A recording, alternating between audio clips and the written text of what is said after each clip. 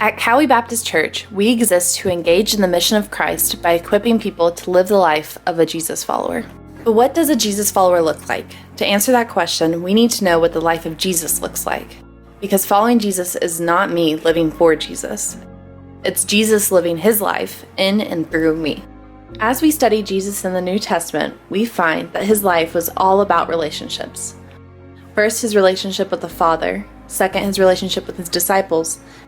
And third, his relationship with the people who didn't know God at all. So what does the life of a Jesus follower look like? Answer: relationships. At Cowie, we use 3 key statements to describe these relationships. First, love God. A Jesus follower spends time with God daily. Second, love people. A Jesus follower gathers with other believers in worship and in small groups. Third, love in action. A Jesus follower puts love in action on mission, both locally and globally. The life of a Jesus follower is all about relationships. So how do you deepen these 3 relationships and grow as a follower of Jesus? Answer: the same way you deepen any relationship. It's time. How do you invest your time as a Jesus follower to deepen your relationship with God, your relationship with other believers, and your relationship with the world? We believe there are 4 strategic ways that you and I can choose to invest our time that grows all 3 of these relationships. God time. Time spent daily alone in fellowship with God. Gather time. Time spent weekly gathering in worship with my church. Group time.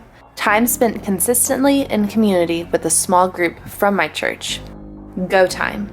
Time spent annually going on mission. As you invest your time in these ways, we believe you will deepen your walk with God, grow in community with your brothers and sisters in Christ, and engage in God's global mission in greater ways. So you may be asking, where do I start? Well, you start small. It's been said that the journey of 1,000 miles begins with 1 step. So we want to introduce you to your first step. We're calling it the 5% life. 1% of your day, approximately 15 minutes, in God time daily.